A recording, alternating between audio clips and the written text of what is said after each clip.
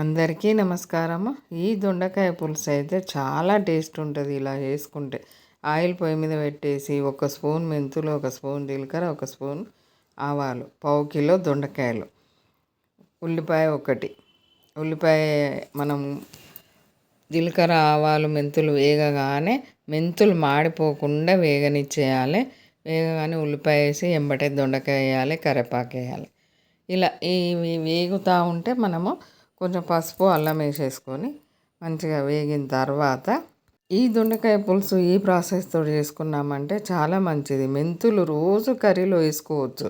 ఒక్క జాగ్రత్త పాటించాలి, మాడిపోకుండా గోల్డ్ కలర్ వచ్చిందంటే కూర టేస్టే వేరు, మనకు ఎంతో మంచిది. మెంతులతోటి ఒక్కటని కాదు, ఆరోగ్యానికి అంతా మంచిదే. జుట్టు పెరగడం కానీ, చలువ చేయడము, షుగర్ కానీ అన్ని రకాలుగా పనిచేస్తుంది.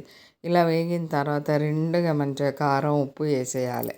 కారం, ఉప్పు ఆయిల్ తేలే వరకు ఉడికినాక కొంచెం చింతపండు రసం వేసుకోవాలి.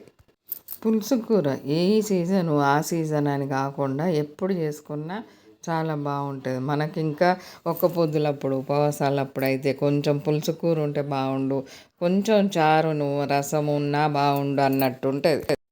ఇలా ఉప్పు కారం వేసిన తర్వాత దొండకాయ ఆయిల్లో మనకు ఉప్పు కారం తేలే వరకు ఉడికిన తర్వాత కొంచెం చింతపండు రసం వేసేయాలి. ఈ చింతపండు రసం వేసినాక కొంచెం లేసి మసిలే ముందు కొత్తిమీర వేసుకోవాలి. కొత్తిమీర వేసుకొని ఇంకా మంచిగా ఎర్రగా కట్టొచ్చే వరకు మసలనిచ్చేయాలి. పులుసు కూర కదా, మసలనిచ్చేయాలి, ఎర్రగా కట్టు రావాలి కర్రీ. ఇలా కొంచెం సేపు మసలనిచ్చేసి దొండకాయలు ఈ సైజే కోసుకోవాలి. పులుసుకు మరీ పెద్దగా కోసుకోకూడదు, చిన్నగా కోసుకోకూడదు. కరివేపాకు, మనకు కొత్తిమీర 2 వేసినామంటే ఇంకా స్మెల్ అయితే ఎట్లా అంటే అట్లా అదిరిపోతూ ఉన్నది. పులుసు కూడా మంచి స్మెల్ వచ్చేస్తూ ఉంటుంది.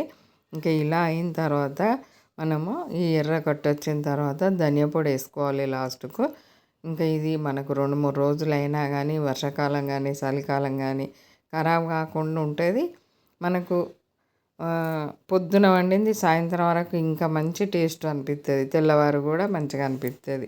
ఇంకా పండుగలు వచ్చినాయి అంటే ఇలాంటి సందడి, ఈ ఒక సంక్రాంతి, జనవరి 1 అని కాకుండా మామూలుగా అన్ని పండుగలకు కూడా ఇంటి ముందు చిన్నగా ముగ్గేసుకొని మనము ఇలా ముగ్గేసుకొని చిన్న కలర్లు రింపినామంటే పండుగ సందడే సందడి అనిపిస్తుంది. మనం ఇంట్లో ఏం చేసుకున్నా చేసుకోకపోయినా మనకు వాకిట్ల ముందట ముగ్గు కలగా ఉండాలి ఎప్పుడైనా. అమ్మవారి దీవెనలు అక్కడే స్టార్ట్ అయిపోతాయి. ముందు మన వాకిట్ల మన ముంగిట ముగ్గు చూడంగానే కళ అనిపించాలి, అలా వేసుకోవాలి. కొంచెం ఓపిక చేసుకొని చిన్నగా వేసుకున్నామంటే మంచి మంచి ముగ్గులు రెడీ అయిపోతాయి. మనకి ఇలా కర్రీ అయితే రెడీ అయిపోయింది. ఇంక ఈ కర్రీ ఒక్కసారి టేస్ట్ చేసి చూసారంటే వదిలిపెట్టారు. పిల్లలు కానీ, పెద్దలు కానీ, లంచ్ బాక్స్లోకి కానీ, ఇంట్లో కానీ, చపాతీలోకి కూడా చాలా బాగుంటుంది. లైక్ చేయండి, షేర్ చేయండి, సబ్స్క్రైబ్.